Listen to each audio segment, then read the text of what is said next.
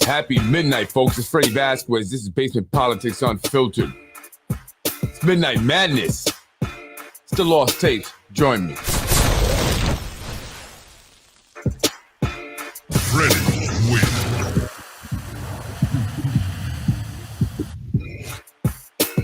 Happy midnight, folks. It's Freddie Politics. Coming on with a all-new episode. Midnight Madness. If you're up, you're up. Join me. If not, and you're watching it at another day, thank you for watching and joining me. I'm Freddie Vasquez. This is Basic Politics Unfiltered. Let's go over some lost tapes. Sunday night, I'm going to do my episode on housing. So I want to go over some stuff here and get ready for that episode.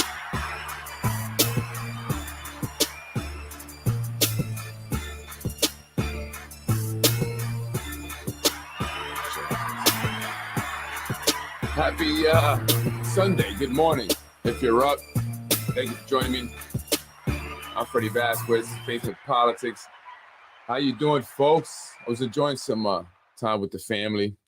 And I was out today and I decided to go and buy some lights. Well, actually, I probably have some, but there's somewhere and I just didn't want to look for them. So I went and bought some new ones. And only because I'm starting to see that other houses are, putting up lights more and more. And I don't want to be that house, right? I don't know if you guys ever put up lights just because you don't want to be that one house without the lights. Then everybody's like, oh, people don't celebrate. Bah humbug, right? So I went and I got some lights so I can go put up tomorrow. I was doing that today. But I wanted to come on and go over some video clips that I have been posting on the page. They're pertaining to a lot of different stuff, but primarily in regards to housing here in the city of Yonkers, the situation with affordable housing, as we've been discussing in the past year or so, but also low-income housing, and just a little bit of a history lesson, right? I think it's important to go back in time and see what happened then so you're not repeating history. So I wanted to go over some various clips anyway, and I want to kind of segue into Sunday night's episode in regards to affordable housing and the history here in the city of Yonkers. With that, I've been putting up some interesting videos. This video here, City Council President, and I want to show you this because, again, it's important in regards to what's going on here in Yonkers in terms of politics, with a lot of, different issues, but particularly with affordable housing, the developments, and the recent introduction of the term limit extension, which was introduced by Lakeisha Collins Bellamy by herself, right? And it was passed in only 10 days, yet our city council struggles to get a housing ordinance in place. Why is that? But I want to show you the first one here. This is Vinnie Spano. She's thanking Vinnie Spano. Thank you for everyone who was here. Thank you for everyone who was here. I can't forget to mention Vinnie. Oh, yeah. Vinnie.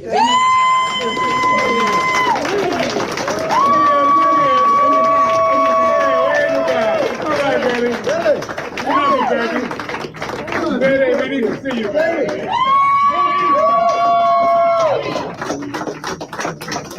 Thank you for everyone who was here. So Vinnie Spano went up there, and man, they really loved Vinnie, welcomed him a lot. Now the next one is where she's thanking her mentor, of course, right? Her mentor, who she loves greatly. And this is very important. This is very, very important here in connecting the dots here in the city of Yonkers. Of course, my mentor, who I think is still in the building. I see her. I see her. I got my eye on her right there. Wilson Kimball came to the Housing Authority and brought back humanity. She brought back humbleness. She gave me life at the Housing Authority when I was ready to give up. And she came in there and said, "You're not going anywhere." Wilson, I love you. From the bottom of my heart, Wilson, I love you. I would not be at the Housing Authority right now if it were not for Wilson Kimball. For being there and just being yourself and allowing me to be me. So thank you, Wilson. And thank you, Jim. I call him now Mr. Wilson. Thank you. Thank you, Jim. Because he's always been a listening ear. If I ever called him, first I'd have to text him. Jim, can I call you? The real deal. I appreciate that from you. There have also been people. So she thanked Wilson Kimball there. Again, if you're not familiar with Wilson Kimball, the CEO of Municipal Housing Authority of Yonkers, or it's known now as the Yonkers Housing Authority. They, and I say they, Wilson Kimball and her husband, James Kavanaugh, who she referred to as James Kimball or Jim Kimball. She was joking that she affectionately calls him Mr. Kimball, because Wilson, I hear, is tough and she wears the pants. Her husband, James Kavanaugh, is the president of the Yonkers Industrial Development Agency, the YIDA. And his wife, Wilson Kimball, who she was thanking there, the city council president, again, is the CEO of Municipal Housing Authority, or the Yonkers Housing Authority, as it's now known. Her boss, technically, her boss. And there was issues and questions and concerns about whether or not she was even able to run for city council president because of how she was being paid. Was she in violation of the Hatch Act? And that was something that her opponent at the time, Ron Matin, was supposed to be figuring out. I believe it submitted a FOIA request, but it never, he never received the information. In fact, the FOIA request made its way to Lakeisha Collins Bellamy's desk, as she was the one of the counsel or attorneys for municipal housing. I hear she's been moved around to another position, but she still does work there. And she's also the city council president. Again, Wilson Kimball, her boss, technically. And she says she loves Wilson. If it wasn't for Wilson, she wouldn't be at municipal housing. Wilson means everything to her, and as well as Jim Kavanaugh, who she can just simply text and call anytime she wants. And why is that a problem? Well, that's a problem because she is a city council president. She presides over the council. They represent the people of the city of Yonkers. She is the one that introduced the legislation to extend the term limits. And now there is a conflict of interest there. James Kavanaugh is also a lobbyist and partner of Empire Strategic Planning, the lobbying firm owned by the mayor's brother, Nick Spano. And so it would be in the best interest for Lakeisha, or for the mayor, for Lakeisha Collins Bellamy, to introduce that term extension legislation, would it not be? Allowing for the mayor to run once again for a fourth term, continuing his dominance over the city of Yonkers and allowing his brother Nick Spano's Empire Strategic Planning to continue to do business here in the city of Yonkers and represent its clients and its interests. Businesses and developers like AMS Acquisitions, which had an interest in seeing that the Affordable Housing Ordinance not be passed. And they most certainly have an interest in seeing the mayor in office for another 4 years. Now, I wanted to talk a little bit about Wilson Kimball and James Kavanaugh. Let's get into a little bit of history so I can tell you why this concerns me. And it should concern everyone. It should concern all of us. And it should be a reason why that vote to extend the term limits should not count, should not be valid. Are you serious? Coming from the CPP praising the real estate gentrifier. Yeah, that's exactly right. This is the New York State Office of the Inspector General investigation of the Battery Park City Authority. This is from November 2010.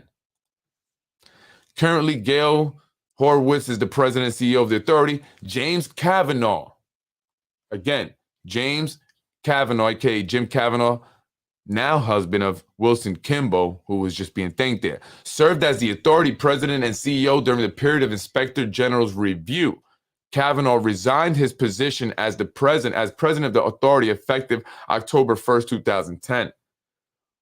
While president, his duties included overseeing the day-to-day operations for the authority's approximately 59 employees. Kavanaugh graduated from Fordham, degree in communications. He worked as a reporter for the Gannett Westchester newspaper for 5 years. He then was employed as a communications director for State Senator Nicholas Spano. For years of 1994 through 2004, he was elected Eastchester supervisor. In 2003, he was hired by the authority as its chief operating officer, and then became president and chief executive officer in 2005. But again, what's important is here he was then employed by State Senator Nicholas Spano as communication director. That's the same title that Akeem Jamal had after he got into his DUI for the city of Yonkers. That's important.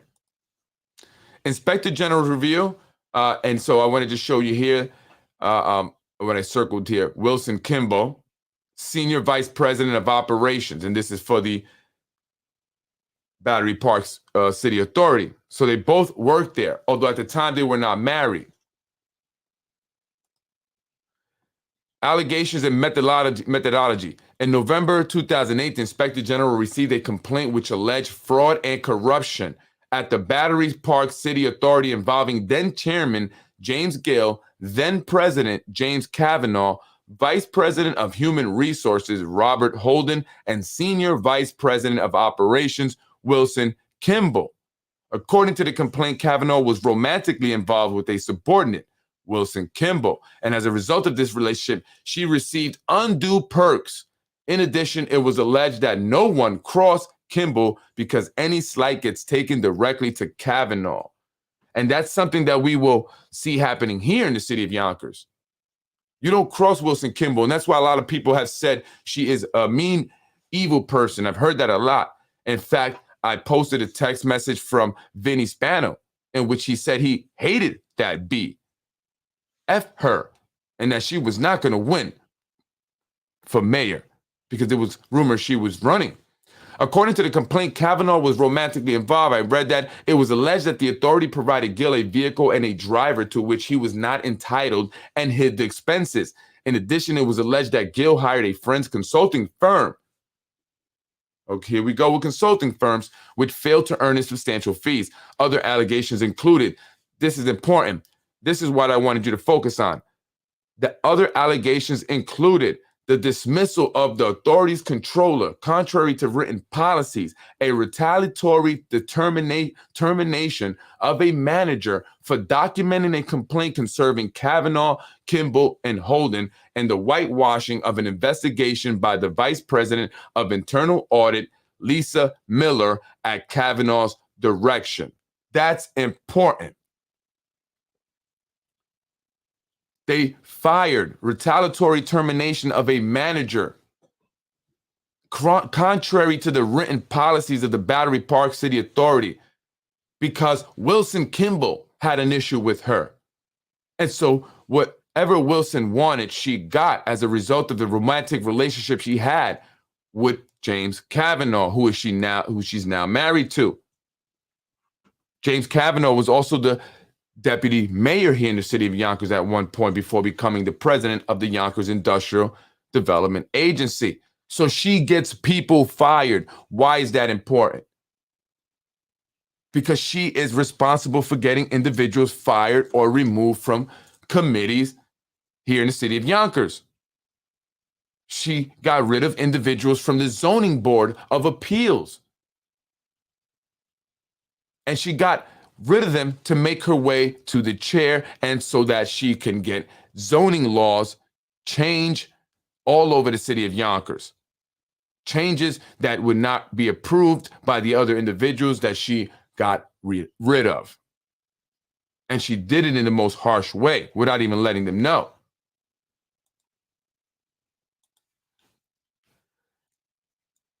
It is in an issue dated November 27th, December 12, 2008, the Battery City Park broadsheet published an article entitled BPCA abruptly dismisses controller for no stated reason. According to the article, Deborah Bogensian was singled out at a public board meeting for individual praise for her work on the budget just hours before she was terminated that same day. The article stated that some of the board members disapprove of such a move without being consulted, especially since they were all present at the authority the day of her termination, and that staff members expressed a mixture of outrage and fear at her termination. The article quoted one staff member saying, "She did nothing wrong. I would be fired.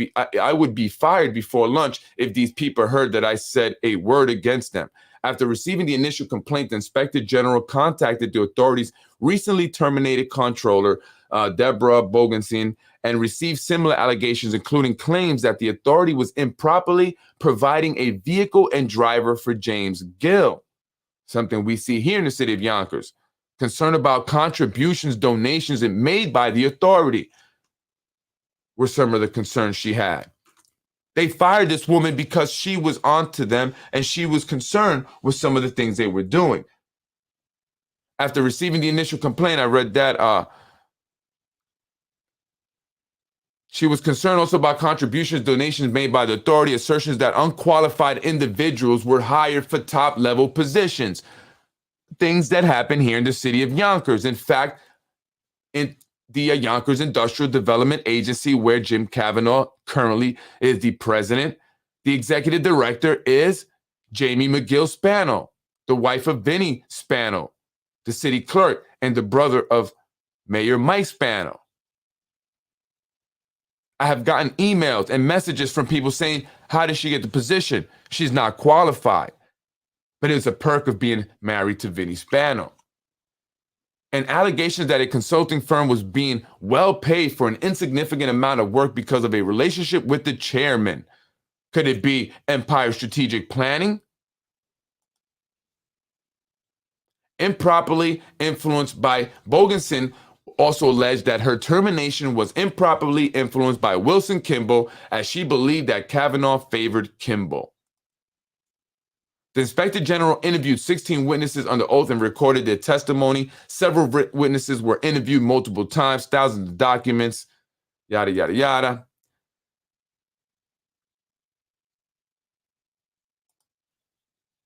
So you could read all this. I have this on the page.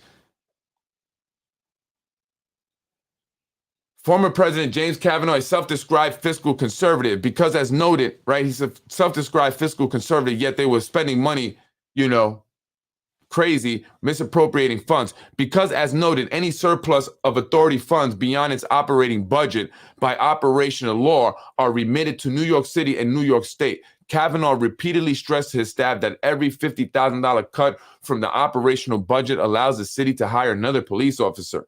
Notwithstanding these proclamations, as demonstrated below, Kavanaugh did not heed to his own admonitions, and approved the authorities' extravagant spending practices. Within the annual budget, monies were allotted to specific categories and subcategories, some of which include travel and entertainment and non-insurance employee benefits, and its subcategories of acknowledgments firm-wide and staff events firm-wide.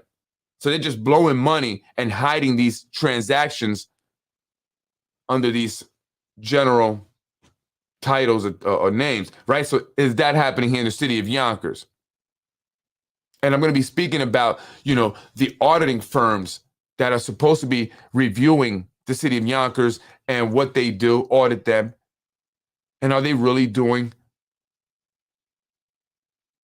their job correctly? Are they really unbiased? Are they really, telling us the truth? I mean, they donate to many of these elected officials' campaigns. They want to keep that city contract. The authority expended almost $163,000 for travel and entertainment expenses. Is that going on at the YIDA? The agency that's tasked with giving out these developers the huge tax breaks that hurt the city, because we need that money. Our schools need that money. It should be noted, with the exception of annual Green Buildings Conference, right? And this is another thing I want to talk about, and I'll be talking about in other podcasts, is whole going green and what that really means in terms of money. And it's all about getting federal money from the government. Oh, we're going to go green. We're going to do this green. But does all that money really go to what they say is going to go? Or is it just a way to get money from the federal government to funnel it into their pockets somehow? Instead of the majority expenditures are derived from meals, primarily lunches for authority employees. Employees were permitted to expense lunch to the authority by either obtaining pre-approval from the department head to charge lunch to an authority credit card or submitting a receipt for reimbursement. The Inspector General determined that in 2007 alone, the authority spent $30,000 on these meals, roughly 75% of the $39,000 for that budget category. And that's what they do at the Yonkers City Council meetings on Tuesday. They have a big spread, I hear. Vinny Spano told me so. He said, you should come by and check out the spread that they have, the council members. Kavanaugh attempted to justify the authority's policy of paying for the employees' lunches by arguing that business was discussed. Yeah. When queried by the Inspector General as to what he could consider an excessive amount for lunch, he said about 100 per person. What do you think, guys? And this is another interesting thing here. The authority spent over $300,000 for annual rent for more than $50,000 to lease an apartment. And why were they leasing an apartment? From January 2003 through early 2009, the authority leased an apartment at the Solaire, a residential complex in Battery Park City, at an annual cost of more than $50,000 per year. This amount does not include maintenance and furnishing costs. The Solaire was awarded the Leadership in Energy and Environmental Design Gold. So there you go. So it's an energy, efficient building with all these, go green features. So they get this money and they spend it here and try to say this is why they're doing it. But it really was a love's nest.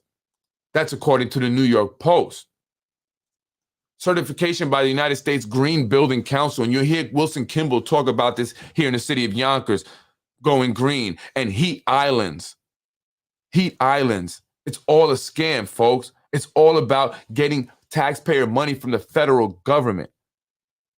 They're passing all these go green bills and green initiatives, and they're just shelling out billions of our tax dollars. Why don't they go and do education initiatives and shell out billions of dollars for education and billions of dollars for housing? Because we are in a housing crisis. So it's all BS. According to Kavanaugh, since the Solaire was an innovative green building, you hear this? The authority leased the apartment to provide tours. You hear this nonsense? They leased it to the apartment to provide tours in an attempt to promote and encourage environmentally friendly construction. Yeah, I bet. Some of us don't make that in a year, 1,000%. In addition, on occasion, vendors and other authority guests stayed at the apartment. Prior to the commencement of the Inspector General's investigation, Kavanaugh decided not to renew the lease. Yeah, I wonder why. An allegation appeared in the New York Post that this apartment was being used as a love's nest by James Kavanaugh and Wilson Kimball. Although the Inspector General, to be fair, found no evidence to support this allegation. Yeah, but you can make up your own determination on that.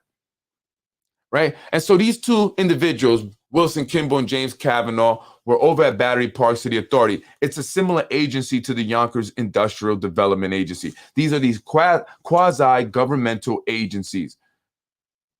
They use taxpayer funds, but then they're private. They can do whatever they want.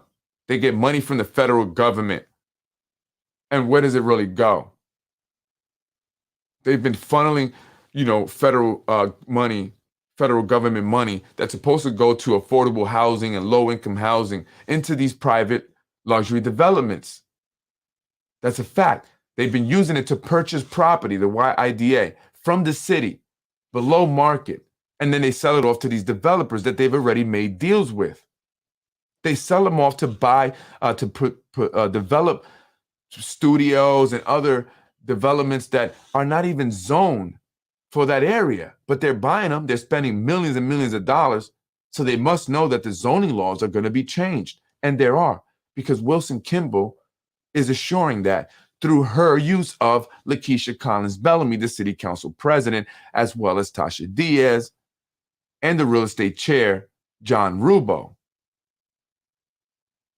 who, by the way, AMS is his landlord. Don't forget that. It's very important. AMS is John Rubo's landlord. The councilman in the 4th District who chairs the real estate committee. AMS is a client of Empire Strategic Planning, the company owned by Nick Spano, who James Kavanaugh is a partner of and a lobbyist.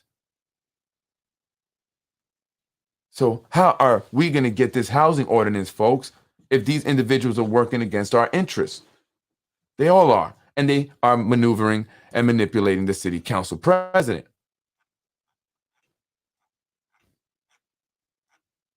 It's very important. Disrupting their lives for too long. And after what happened, I mean, this is a new one here that they just built off Ashburton, on Ashburton Place. But look at the problems people are having. How's the quality? They're building these apartments fast. happened today, they say they've had enough. Our Ben Nandy is at Schoolhouse Terrace on Ashburton Avenue. And Ben, you're on the, what is the property manager saying about all of this? Well, they do say that they recognize there is a problem in this building with leaking water. First, though, they have to figure out where exactly that water is coming from. Charlotte James says it's been a problem since Schoolhouse Terrace opened 7 years ago. She shows me the path the water takes when the 9th floor hallway ceiling leaks. She tells me that despite maintenance doing temporary fixes, it's only getting worse. It always comes down this way. And then today it came into my house. When I woke up this morning, that's what I had to wake up to. She tells me she's called the building department, the mayor, and the building owners seeking help. I got to be the one caught up in the middle of it. And I'm just fed up. I didn't know who else to reach out to. I asked the property managers, Community Builders Inc. about this. They tell me they know of at least one leak. In a statement, they say they're working with the vendor to make repairs, notified their insurance company, and are going to fix it as soon as they can. I had to walk in water to get out the building this morning. 9th floor resident and former tenant council president Alvin Walden says he's getting tired of seeing patch jobs that just don't last. He's also concerned there might be other areas about to cave in around the building and in his unit. They put the whole panel up, but yet still they haven't fixed the problem. Where the water coming from? That's what I want to know. Where's the water coming from? You know? Where's the water coming from? That's pretty much a new building. 7 years ago, they just built the building. And it's been leaking like that for a long time, as one of the tenants said. And they have mold, and you can see the water spots, and you don't know what else damage is created. That presents a danger to, fire danger as wires get wet. And then they can also have mold behind the walls as water continues to run and get behind there, and it doesn't get dried out properly. And then that becomes a health issue for people, especially elderly people, people with breathing problems. And these are new apartments. So why are they having these issues? And who are the inspectors? They're shutting down daycares. They're all up my ass. What about these buildings? What about all the buildings that have no heat and that are going to have no heat again this winter time? Because it seems like it happens every winter. So I was going through a lot of these, a lot of videos because I'm doing my research. The biggest development that Westchester County has ever seen. News 12's Emily Young is in Yonkers with that story. $1 million view? More like a $500 million view. That's the amount of money that Extel Development is pouring into the last remaining piece of undeveloped waterfront property in Yonkers to turn it into Hudson Piers. Hudson Piers will be one of the most transformative developments that this city has seen. So it's crowning jewel of this unprecedented development along our seashore. 7 buildings and about 1,400 luxury apartments. 10% of those apartments earmarked for affordable housing. And while Hudson Piers will create an unbroken 1.5 mile of riverfront esplanade, plans don't end there. It's connecting our Riverwalk from the Southport, so we can go from the Sugar House, and eventually we're going to go from the Bronx border right up to the Putnam border, where everyone could understand the beauty of the Hudson River. Yonkers residents thrilled about the opportunity Hudson Piers can bring to the city. It is developments such as these that I've dreamt of. And I say that because all of the amenities that this project is going to bring to Yonkers, it's going to bring playrooms, it's going to bring teen rooms, it's going to bring pools and parking. These are all the amenities that is needed in Yonkers to continue the revitalization of Yonkers as well. That's right. You got it, girl. You know what you're talking about.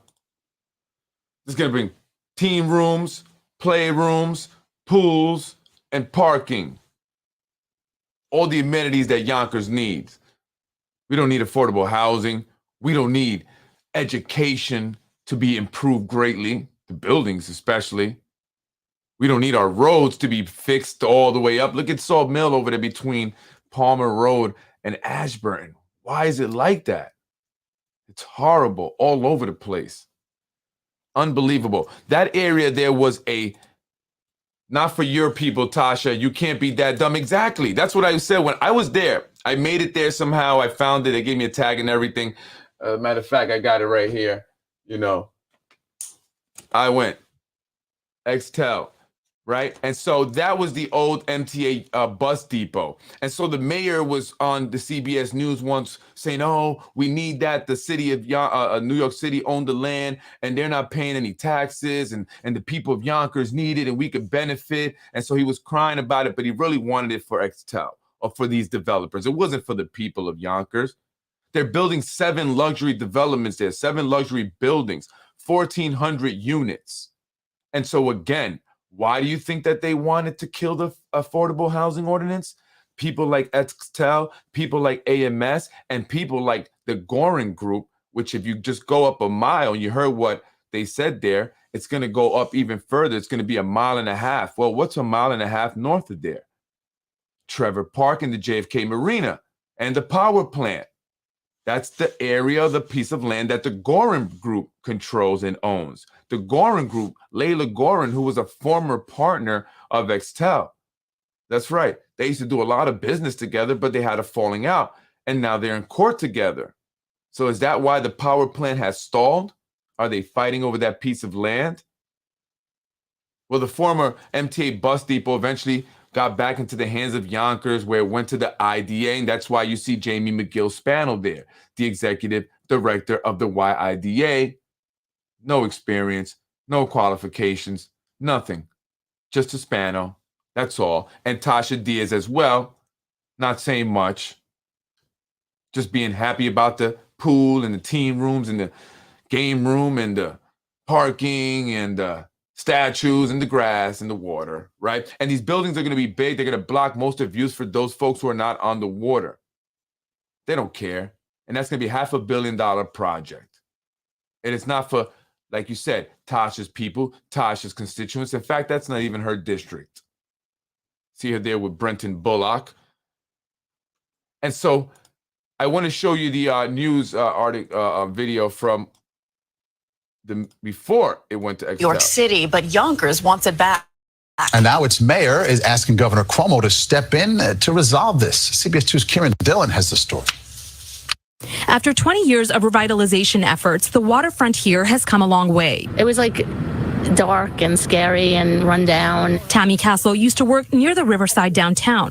She says it's completely transformed. It's so different. It was like all the nice buildings on the waterfront. The city of Yonkers wants to continue to redevelop the space, but it says there's one big problem holding it back. This bus depot, sitting on 4 prime acres of real estate at the corner of Alexander Street and Babcock Place.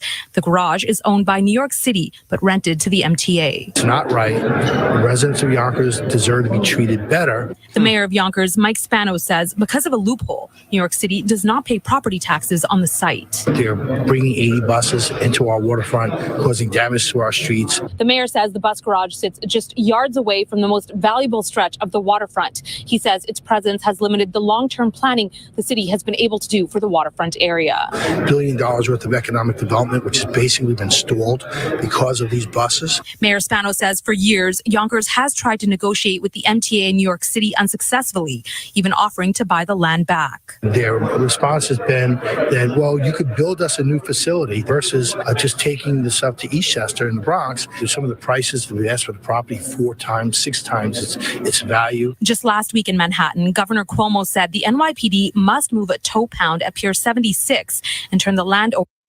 So he pleaded and got the help of Governor Cuomo to get the piece of land. So, you know, the city of Yonkers ended up getting it. But it went to Extel for their $500 million luxury development project that they broke ground in early this year. That's where you saw them speaking at. Ken Jenkins was there, Tasha Diaz, Mayor Spano, Vinny Spano's wife, Jamie McGill, who works over at the IDA. And so Mayor Spano's saying, you know, they're not paying any property taxes. Well, if Jamie McGill Spano's there, that means that Extel got some kind of deal with the YIDA, and they're probably not paying a whole lot of taxes either now. And how long are they going to get those tax breaks for? So it's all BS. He said the people of Yonkers are getting screwed, or, you know, the city of New York is doing something to us. No, it's doing something to you and your deals that you want to make with Extel. And folks, I must say, all this development that's going on did not start with Mike Spano. So this whole term extension, and he wants to keep doing, continue what he started. He did not start this. This actually started before him. And I'm going to be showing some videos with Phil Amacone, and he's talking about these ideas and these developments that are happening now, some of them. And although Phil Amacone spoke a lot about Chicken Island being turned into a ballpark, and we know now that that's not happening because AMS, again, a client of Empire Strategic Planning, Nick Spano's company, bought that land, and they will be putting residentials there. But Phil Amacone was a guy that was behind a lot of these developments that have gone up and a lot of these projects that have happened. For example, the Mulford Garden renovations that took place, where they knocked down the old Mulford Gardens that was 550 units, replacing them with only 100 or so units. And while they look nicer, there are 400 units that did not go back. And where did those people go? And the Cottage Park Garden renovation that I'm going to show you a video where Mayor Spano talks about it, Wilson Kimball talks about it, and Lakeisha Collins Bellamy is seen talking about it. However, that was a plan that was stored up back in 2009. And so they knew that that was going to be happening before Mayor Spano. And so we have to, be very clear. Whose plans were these? And did Mike Spano actually come up with them, or is he just picking up the plans that were started before by previous mayors? That destroys their argument of he needs to stay here because he has to continue it. Well, he didn't start it. And he just recently started continuing it because these developments recently just started to really go full steam ahead. And so if Mike Spano took over from someone else, then a new mayor can take over from Mike Spano, right? So I'm going to show you that video, some more videos here, really quick. Again, just to prepare for tomorrow. So I want to talk about affordable housing and the history of affordable housing and the desegregation case. There you go. By the way, there goes Vinny Spano, my main man, Vinster. He could be seen here with this guy. This is Brandon Nider. And for some reason, Vinny thought this guy was against him, and he was one of these pages that was putting up a lot of stuff about the mayor. And so he was saying, do you know Brandon Nider? I said, I know of him. I've seen him before. I think he could be the guy that's behind it. I said, I don't know, maybe. And then so, he was supposed to be finding out. He never actually told me if it was him or not. I don't think it was. Now he's here at the, hockey game. They like hockey. Vinny loves hockey. It's the first time I hung out with him. Well, not the first time. Well, yeah, maybe. I don't know. One of the times we hung out, watch hockey. Not a big hockey guy, but I did play street hockey back in the day with my Italian friends off Park Avenue over there. News 12's Nadia Galindo tells us about a new partnership that's making finding these kinship families housing a priority. This is the apartments we just talked about that were damaged. But I'm really happy to be a grandparent. And at just 56 years old, Felicia Medley is now raising 6 of her grandchildren. The love that I have for them was enough love to open up my home and allow them to come and stay regardless of whatever challenges we face. Felicia is one of over 1,400 grandparents in Yonkers raising grandchildren in what are known as kinship families. This has required Felicia to swap her 2-bedroom apartment for one with 4 bedrooms. I'm on a fixed income and I work. Put simply, it's been a financial hardship. More food, more light bills, more clothing, laundry. To do that on a salary that you had already and your finances were accounted for, it was strenuous. Now a new partnership is assisting kinship families like Felicia's get affordable housing. Because we want to keep families together. Oftentimes when the grandparent steps in, it's because there is no other option. Lakeisha Collins is an attorney with the Municipal Housing Authority for the City of Yonkers, or MACI, and says through a partnership with Family Service Society of Yonkers, or FISY, they are giving kinship families priority for affordable housing. They would have preference on our waiting list, similar to what we offer to veterans and individuals that work or live in the city of Yonkers. FISY is already working with 50 grandparents through their kinship support program. 90% of them are low income and 96% are single grandmas. And our program overall is all about ensuring healthy families that stay together. Felicia Medley has already applied for this affordable housing so she can continue giving her grandkids a loving home. If you're a So these apartments, I guess, are affordable apartments that are set aside specifically, I guess, for kinship families, which I guess that's what I was, right? My grandmother, while my mom was not able to be there, and, for my early years, my grandparents raised me, and then I stayed with them for a lot, really, even up until we moved out of Yonkers and stuff. But my grandfather worked. He was a cab driver. He woke up very early in the morning, and that's why I developed my work habit. He would get up at 5 a.m. He would come home around 11, o'clock at night, and he did this every day, except maybe Sundays, but he worked hard. And then my grandmother, she took care of the home. There were 4 aunts, I believe. It were 3 or 4 of my aunts, 3 aunts, 3 of my aunts, and then it was me. And then my 2 grandparents stuff. It was a 3-bedroom apartment, shotgun style, but we had the back porch area that we turned into a bedroom for one of my aunts.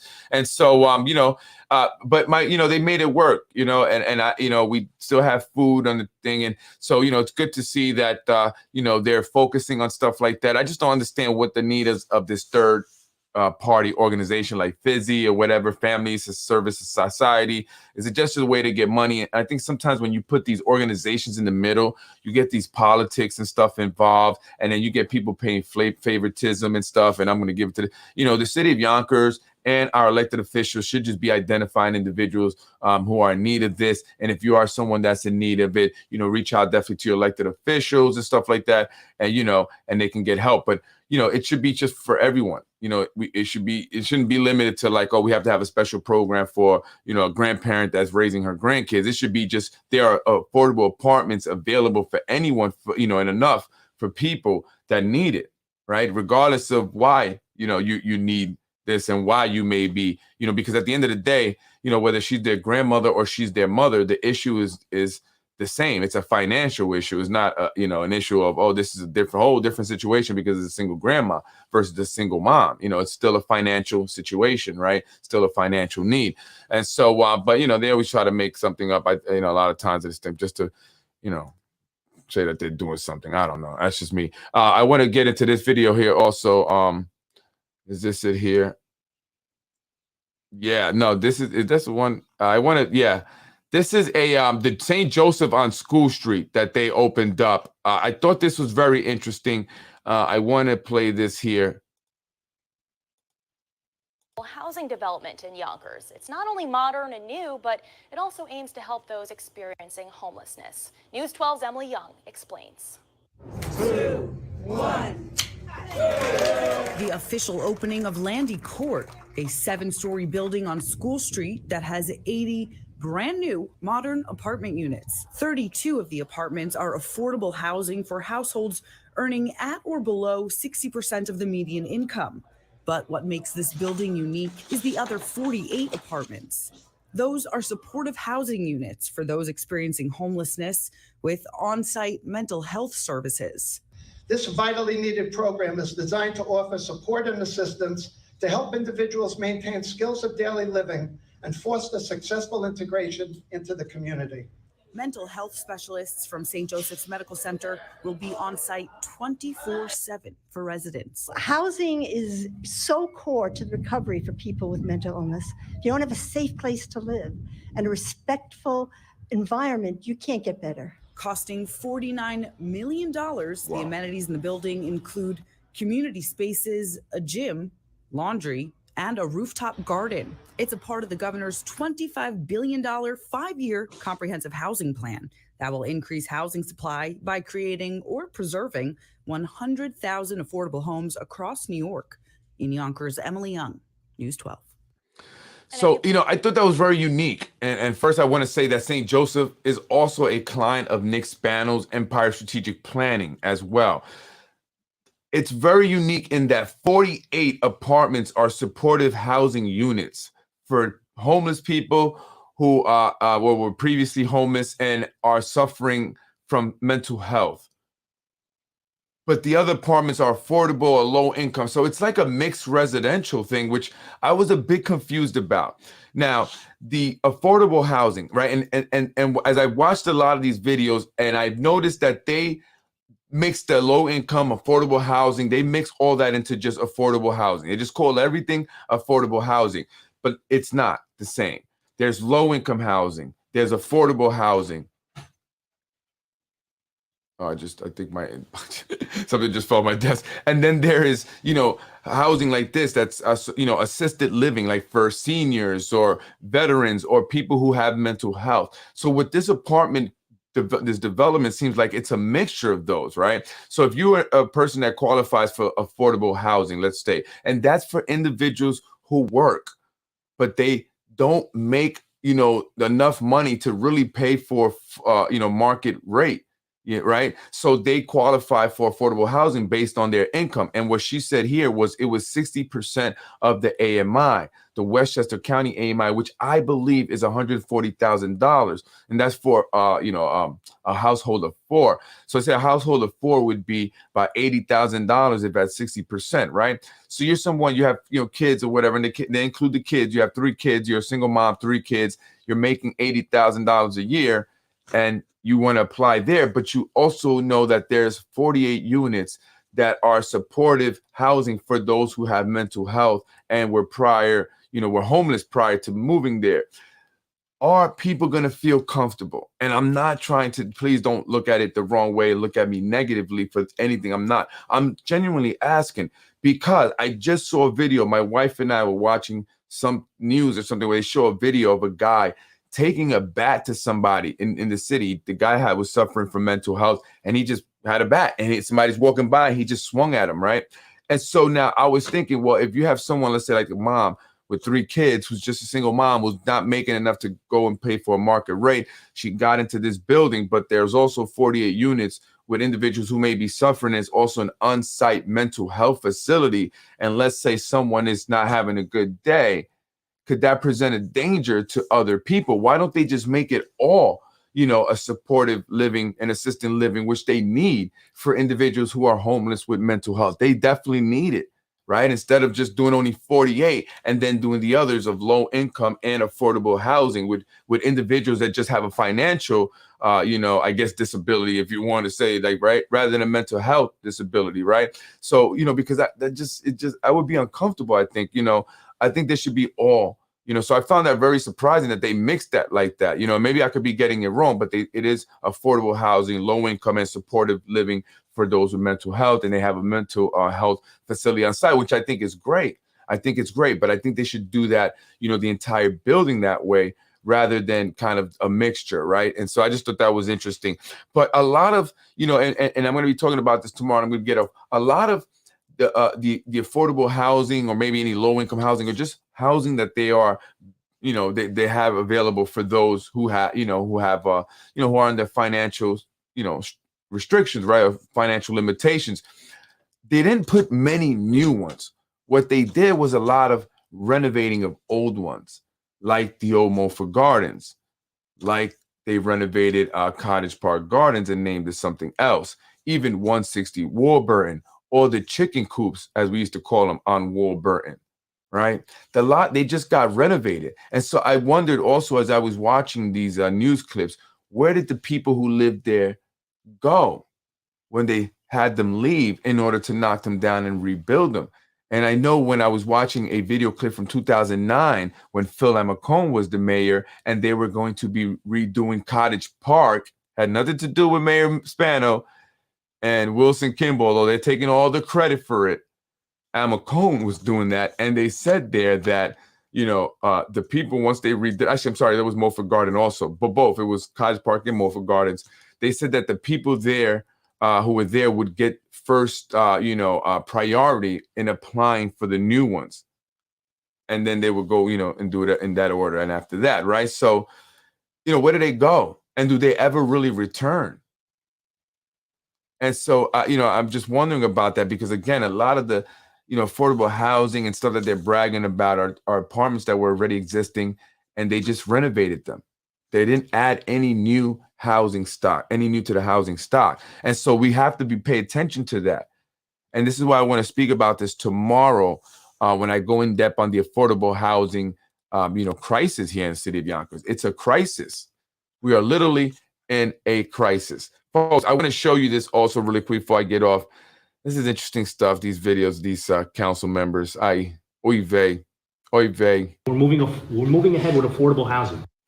This is a meeting that they had. I'm not sure why they have it in this small room, but they had this meeting in this small room. They were debating over where they're going to put the affordable housing ordinance, which committee. So again, when it came to the term extension, legislation, right? They got that done in 10 days. But when it comes to affordable housing, coming up with a new ordinance, this is a housing crisis that we're in. They can't do it. It's taking years. They're still not getting it together. Think about that, right? Think about that.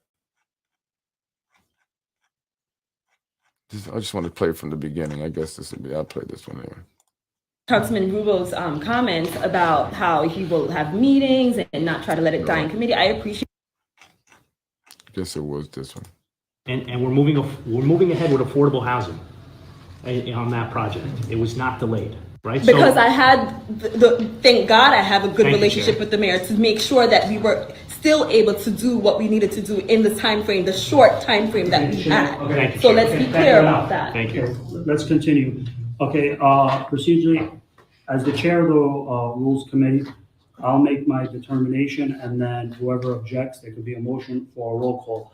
This is last year when Mike Cater was city council president, but he's still working on this. I this. introduced this in our first legislative term. It went into legislation and codes, and procedurally, it went into legislation and codes, and the chair of that legislation and codes, Shanae, and you discussed it offline, and there was a mutual understanding. But at the rules meeting, procedurally what happened, the legislation went into legislation and codes, and then, which was healthy, which unfortunately is not here right now, there was conversations where there was a mutual understanding to have a joint meeting. Perhaps that could, the floor, you stretching? So Mike Breen here, he does a little thing with his finger. He wants to make a point, right? Because they don't want to pass this. So everyone's, Mike Breen's opposing it. Corazon was opposing it in the beginning too. And she can't act like she was all for this, right? It was really Mike Cater. Shanae Williams, Mike Cater authored it. Shanae Williams introduced it. Tasha Diaz was for it, which is why it needs to be investigated. The fact that she flip-flopped. But there's a lot of reasons why it needs to be investigated. AMS wanted that dead along with other developers, and they got it done. Nick Spano made sure of that. But here, anyway, they're just arguing over this. They can't get nothing for the people done. So Mike Breen says, well, why would Mike Breen as the minority leader, they have what's known as the leadership meeting, right? Between the minority leader, the majority leader, city council president, and I don't know, maybe the mayor. I don't know who else is in that meeting, but I know they are. And so it wasn't brought up. This ordinance wasn't brought up in that meeting. And so Mike Breen wants to say, well, why wasn't it brought up in the meeting? Right? Listen, at the end of the day, we got to pass something for the people. People need this. Stop pussyfooting around. You want to say something? Okay, I'm putting it in legislation and codes. The motion is to overrule that and put it in another committee. Yes. Martha, Matt Gallagher. That's his attorney.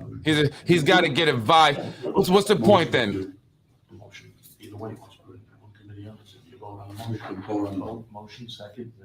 And then it goes on. So what you're going to do, Mike, is or whomever, legislate, you're gonna make a motion, and then. A motion to put it in a committee. Correct, not the committee that I chose. Right, okay, I'm making a motion to put it in real estate. Okay, hold on, but I have to first say it goes into legislation and codes. Now I think you have a motion? Yes. Okay. What is your motion? Motion to put it into real estate. Is there a second on the minority leader's motion to put it in real estate?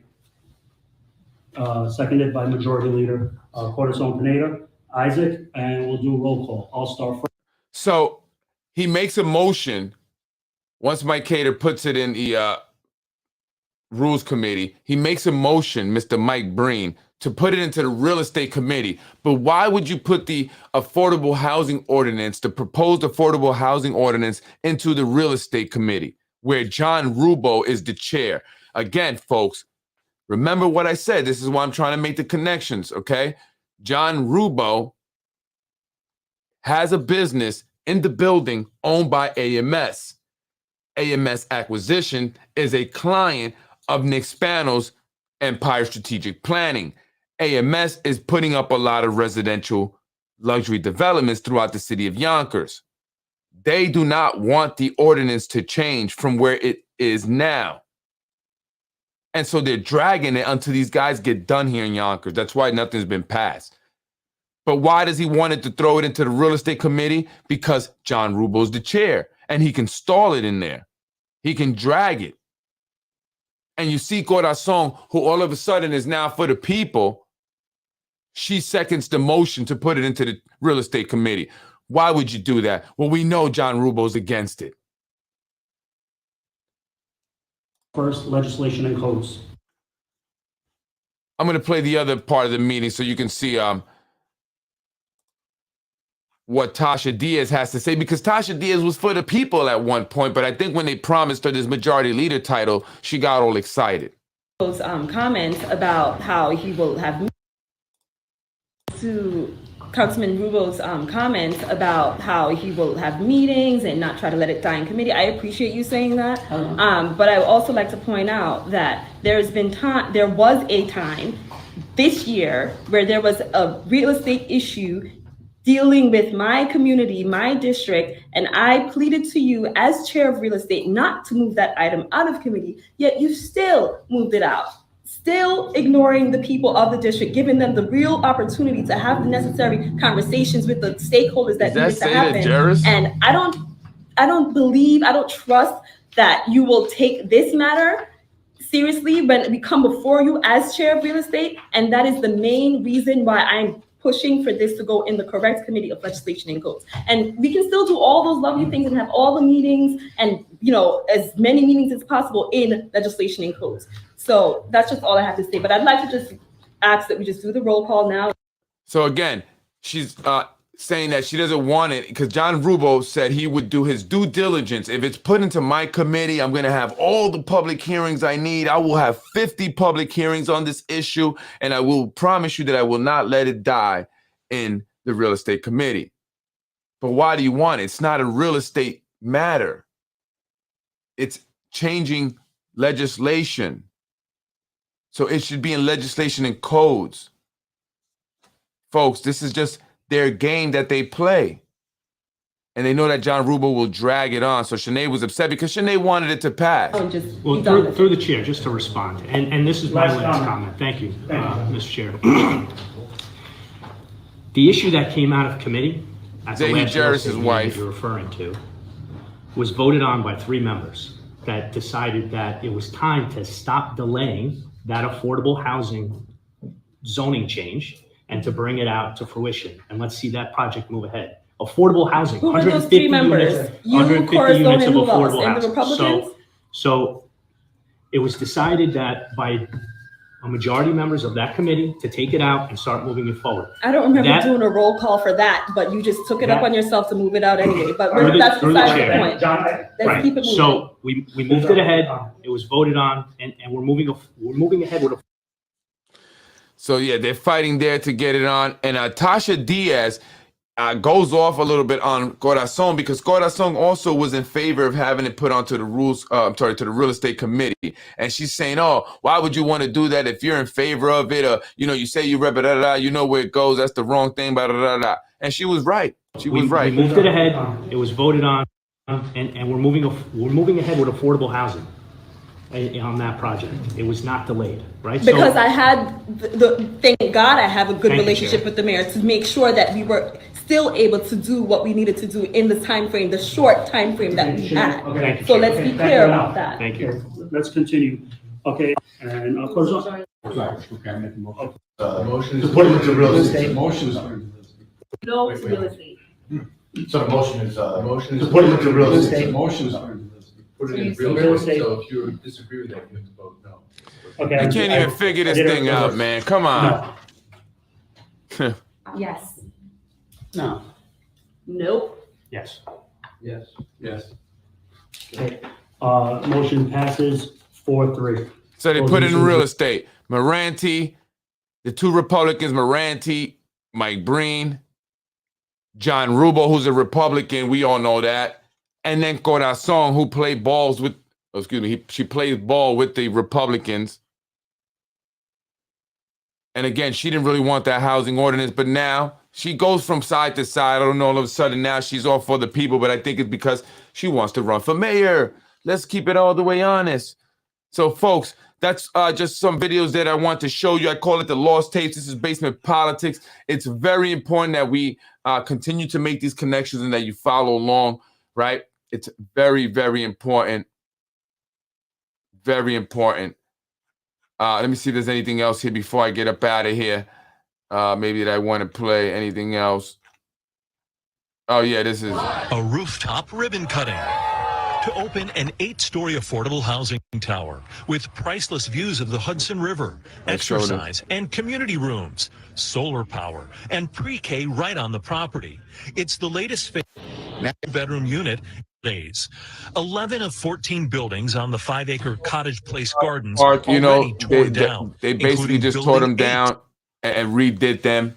Lakeisha Collins-Bellamy was there talking about how she grew up there, she lived there. But again, that's not adding new apartments. They were already there. We need more, right? And why aren't they getting an affordable housing ordinance passed?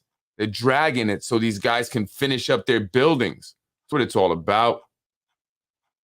They think they're slick. So, folks, I'm Freddie Vasquez. Join me tomorrow. I'm going to get in depth on the housing crisis here, affordable housing, the history here in the city of Yonkers, and I'm going to continue to connect the dots. It's important that we see the connections here with Empire Strategic Planning and why we don't have a housing ordinance. Lakeisha Collins-Bellamy is basically there as a result of Wilson Kimball, Nick Spano, and James Kavanaugh. They utilize their relationship, Nick Spano, especially his relationship with his brother, the mayor, his brother, Vinny Spano, the city clerk that has all the information on properties here in the city of Yonkers. And they're running their real estate hustle. There was no way that was going to pass that housing ordinance. No way. The developers do not want it. They're funding Nick Spano. They pay the guy tens of thousands of dollars to make sure that that doesn't happen, to make sure that the mayor is in office another 4 years. And so we can no longer have faith and trust in our city council. They're all bought and paid for. They're all work for Empire Strategic Planning. I mean, I don't understand how that's allowed to happen or go on here in the city of Yonkers, how there is no ethical violations, no one stepping in, the New York State Inspector General say, yo, you guys cannot do that. Nick Spano, your brother's Mike Spano, Vinny Spano, Wilson Kimball in the IDA. Then you got Jamie McGill Spano in the IDA. The chairman of the IDA is the mayor. Wilson Kimball's the chair of the Zoning Board of Appeals. So they're changing all the zoning laws all over Yonkers. They just recently, or in the next meeting, they're going to be proposing changes to Warburton area over there. I forgot exactly what street they're going to be doing so they can put colleges and university. I believe that's part of the Syracuse film school, satellite campus that they're going to be bringing here. Syracuse is an expensive school. Who has a relationship with Syracuse? Nick Spano and the Spanos. So they're going to bring Syracuse here. But who's that for? They're going to build a bunch of studios. So they're doing more zoning changes. You'll see that at the meeting next week coming on Tuesday. I believe it's December 14th to the 15th, December 15th, the meeting, city council meeting. More zoning changes. More zoning changes. And you're going to see that's going to get past 7-0. No problem. No problem. But they still can't come up with a housing ordinance. Why? Because the city council president is controlled by Nick Spano, Wilson Kimball, and Empire Strategic Planning.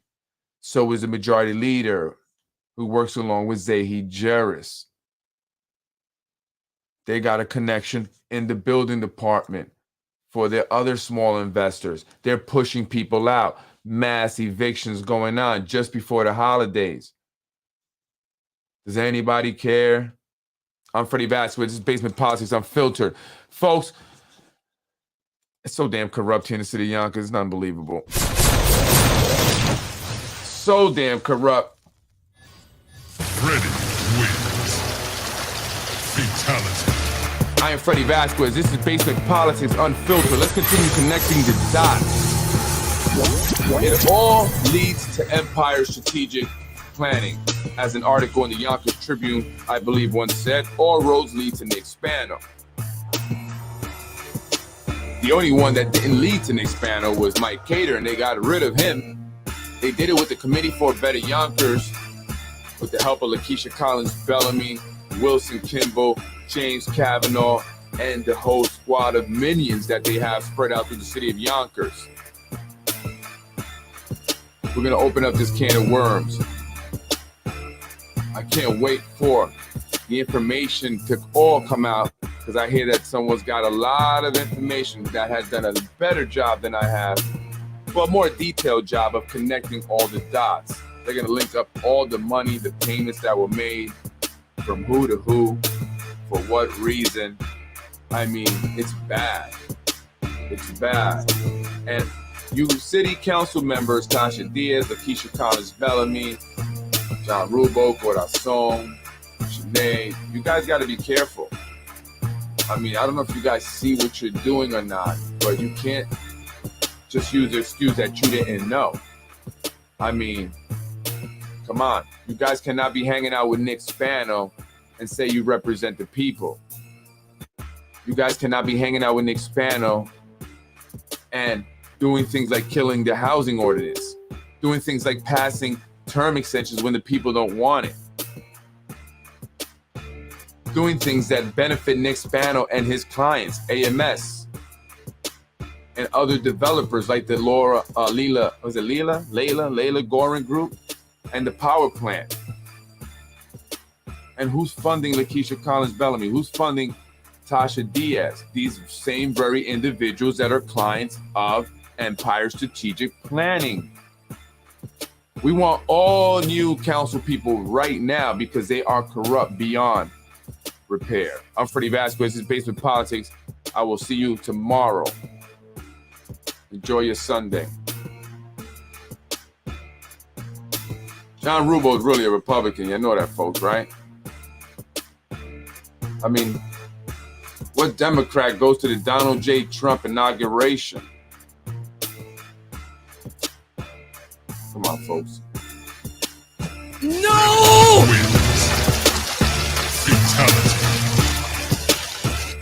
You're watching Basement Politics with my dad, Freddie Vasquez. You're watching Basement Politics with my dad, Freddie Vasquez. Can I get $50,000 from the city too, like you guys gave Alfonso? We're gonna find that payment. I hear Alfonso got $50,000 from the city and the mayor. According to sources, allegedly the two of them flew to Mexico together, where Alfonso, the owner of Dos Marias, showed him a good time in his hometown in Mexico, and a duffel bag of cash. $50,000 was exchanged. This is allegedly from sources. People are alleging. I got an email also alleging that the Mexican Chamber of Commerce were played. They were told by the mayor and the city of Yonkers that they were going to provide police security for the Mexican Independence Festival, and after the festival was over, they got a $50,000 or $30,000 bill. They could not pay it, so they were offered a deal. Write a letter to the city council stating that you want the mayor to run for another 4 years, or you want them to extend term limits, and we will waive that $30,000 bill. Freddy wins. Fatality. Freddy wins. And how far in advance did they know that they were going to be passing this term limit extension? How long ago did you know, Lakeisha, that you were going to be introducing that? How long ago did you know that Lakeisha was going to be introducing it? Tasha Diaz, Shanae Williams, Corazon Pineda, Mike Green, and even Anthony Moranti. And Anthony Moranti, you didn't sign the letter the second time the council wanted you to in regards to the Mike Cater investigation. I know you are willing to testify, so they're dying to get this case thrown out, the Mike Cater lawsuit, because Anthony Moranti will be subpoenaed and he will talk. He will speak about the entire setup to kill Mike Cater's political career. Seda Juris and another former staff of Mike Cater wrote an email in regards to the hostile work environment they experienced working for Mike Cater to Mike Cater. That same day, Lakeisha Collins-Bellamy put out a FOIL request for that email. But how did she know about the email? Did the women who were writing the email, or the woman that wrote the email to Mike Cater, tell her she was going to be writing that email before she wrote it? She was his political opponent at that time. And also, Lakeisha Collins-Bellamy makes a statement stating that the city clerk's office helped her and worked alongside her and with her during her campaign to beat Mike Cater and Ron Mattin. What does she mean by that? And what does she mean by the operation before she stopped and caught herself? Was there an operation to take them out? Was it called Operation Take Down Cater? Operation See You Later Cater? Committee for Better Yonkers funded it. And where does all that money go? 80%, 70% of the money taken in contributions? A lot of it goes to Rose Press Inc. Freddy wins. Who's profiting from that? Who's making that money? Folks, bottom line, the city council president, along with Tasha Diaz, the majority leader, are compromised. And we cannot trust any decisions, any legislations that they put forth. They are tied to Nick Spano, Zahid Juris, Empire Strategic Planning, and they are helping change all these zoning laws. And I truly hope that the FBI does investigate, because that is a serious issue when it comes to zoning law changes. Serious issue, and they need to investigate it. They need to investigate that term extension legislation that Lakeisha Collins-Bellamy passed. They need to investigate what the hell is going on up in the building department. How are these violations disappearing? Corporate counsel, what's going on in there? Is Zahid Juris speaking to you, Matt Gallagher? Matt Gallagher, what's going on? Talk to me. Talk to me, Matt. I hope you're not in cahoots with Zahid Juris. That's what people are alleging. You are corporate counsel. You need to know better than that. That is a convicted felon. But that is what they are alleging. Corporate counsel. You folks got to be careful what you're involving yourselves in. Unbelievable.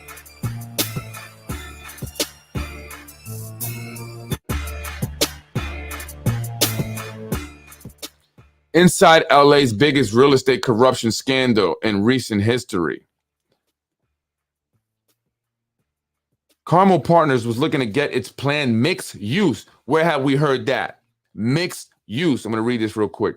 tower in LA's growing arts district. Oh, where we heard that, the artsy thing, across the finish line. But with local residents and unions alarmed by the planned 35-story tower going up in an area consisting mostly of warehouses. Where have we heard that at? Ludlow project, right? Mostly warehouses and 2-story retail buildings. The project's day before the city council kept getting pushed back. An executive at the San Francisco-based development firm had already bribed downtown council members, Jose something, with 3 $25,000 payments while cultivating a relationship with the Planning and Land Use Management Committee chair over the past 2 years, according to the federal affidavit made public in June. So what do we see about this, land planning and land use management committee chair, or you have zoning board and planning committee, think about that. The executive, who has still not been identified by federal prosecutors or otherwise named, then doubled down and allegedly agreed to pay the councilman with $50,000 more in September in an effort to steal the deal. The executive went one step further and offered to finance opposition research. So are these developers financing operation research against individuals like me and others who are opposing them? I was always actually wondering about that actually. Who accused the ex-something staffer who accused the lawmaker of sexual harassment, right? Soon after, the councilman shepherded the Mateo Street project approval through the Land Use Committee and the entire city council, so they got this project approved. The Carmel allegation is just one of several explosive charges after federal agents arrested the council member on suspicion of racketeering. Prosecutors claim he used his perch as a planning committee chair and council member of a booming downtown to operate a criminal enterprise that netted $15 million in bribes from real estate developers. The charges are both startling in their scope and tawdry in their details. I can't pronounce last name, I'm gonna call him the councilman. The councilman tapped developers to address multiple sexual harassment claimants, the feds say. So they got these developers to come up with these sexual harassment claims while also getting developers to pay for a steady stream of prostitutes. Oh, so the guy was into prostitutes. And we've heard that around here. There have been plenty of corruption in LA development since the city's beginning, said some president of the community group United Neighborhoods for Los Angeles. But the previous case, I know, it paled in comparison. So basically, they were changing all these zoning laws. Developers were paying council members bribes. This was in 2020. They were also paying for prostitutes and stuff, and they got caught. So there's a lot of zoning changes happening here in Yonkers, ones that make no sense. Zoning board members were removed by Wilson Kimball before she was even the chair because they would not approve certain zoning changes. And they went and got them approved anyway and continue moving forward. So there's a lot of funny business going on here in the city of Yonkers. And I think it's gotten to a point where shit's going to hit the fan. I'm Freddie Vasquez. This is Basement Politics. Join me tomorrow. Freddie wins. Fatality. No! I'll put this up for you guys.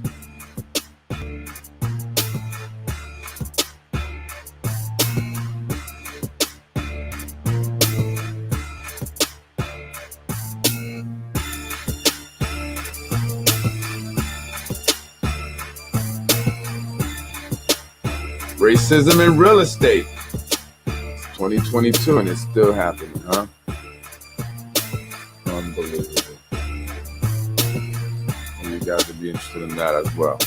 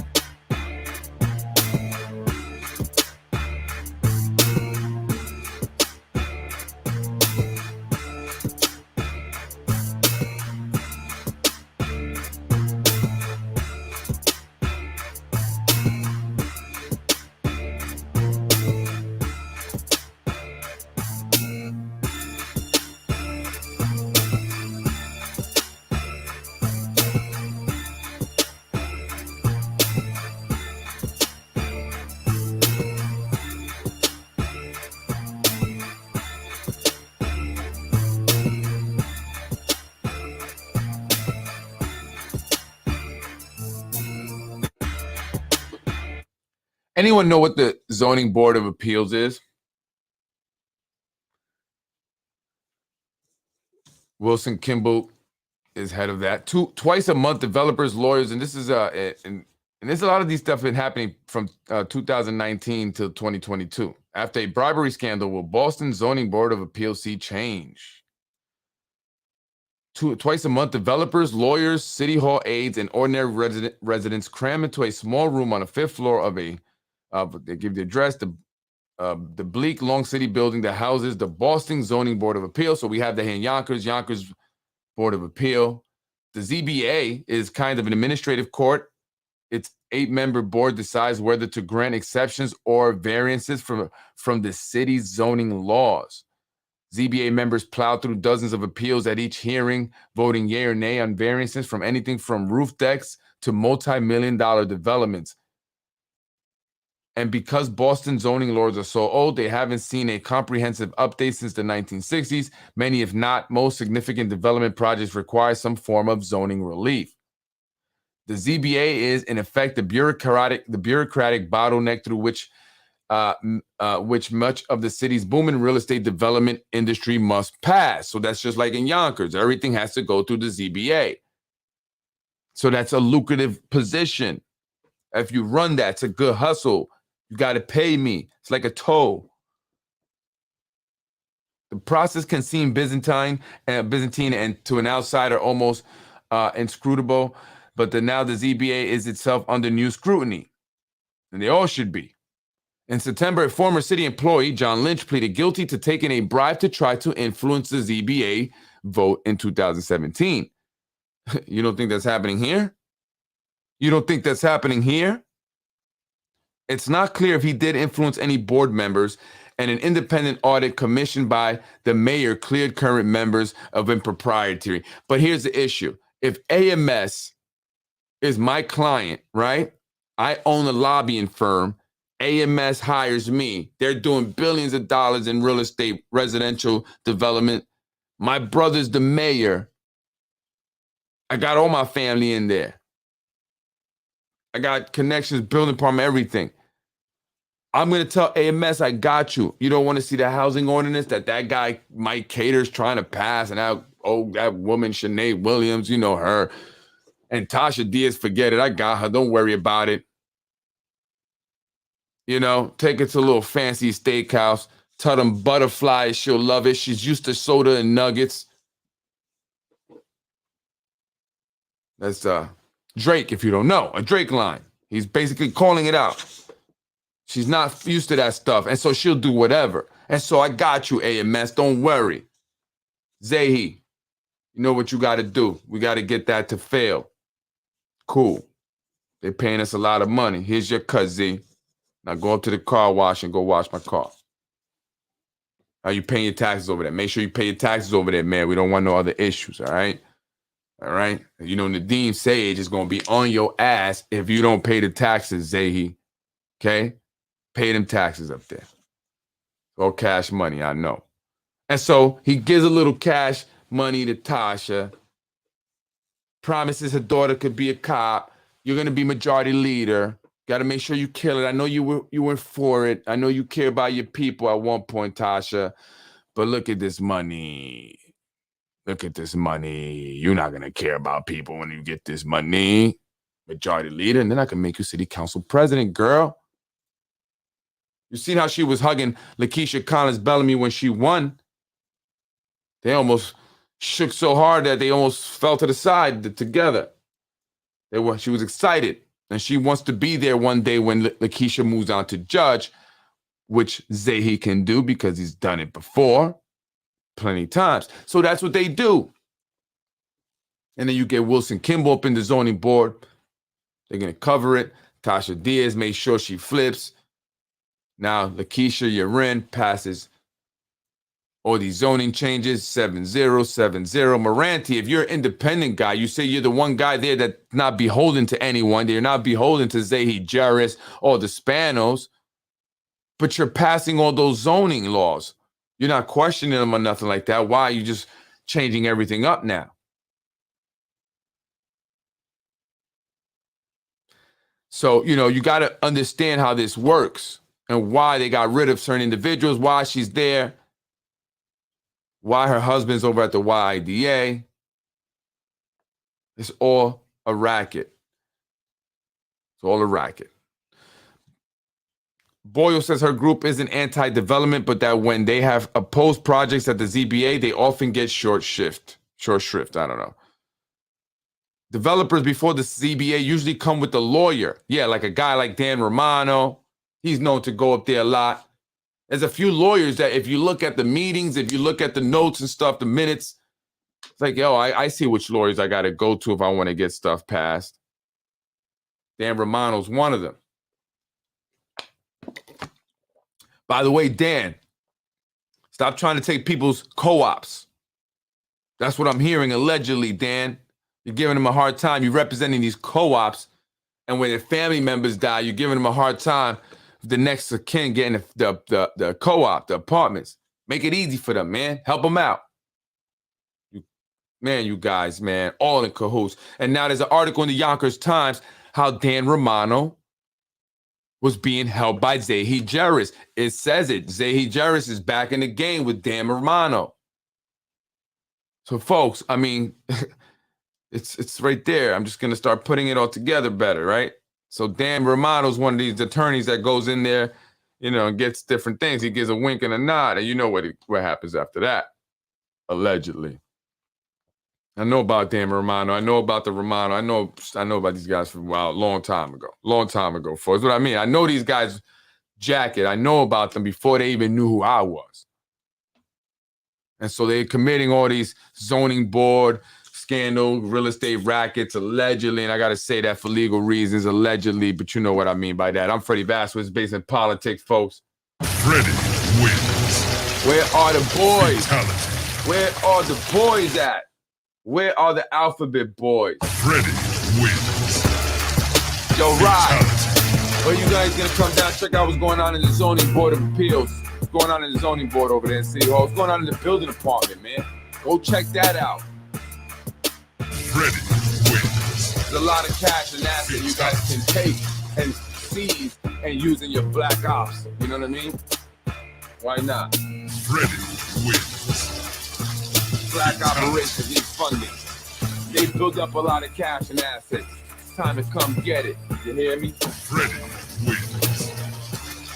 I'm Freddie Vasquez. Join me tomorrow. Peace out. Freddie wins. Fatality. No! Zoning board scandals. Zoning. Remember, they didn't want to approve a lot of stuff. They had to get rid of individuals to get it approved. Why? Anybody looking at the connection between John Rubo AMS, A Perfect Solution, John Rubo Inc., real estate chair, real estate committee chair, clients of Empire Strategic Planning. Oh, what else?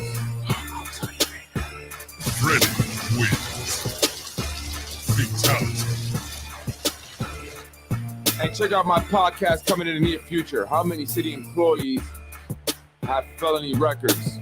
Freddie wins. And what are those convictions? Everything from drugs to assault with a deadly weapon, armed robbery, winning the lottery, possibly dichotomy, battered guard, shogun, exposure where my pen is tremendous. Freddie wins. That's right. Fatality. Who is vetting employees before they be hired here? Freddie wins. Fatality. No!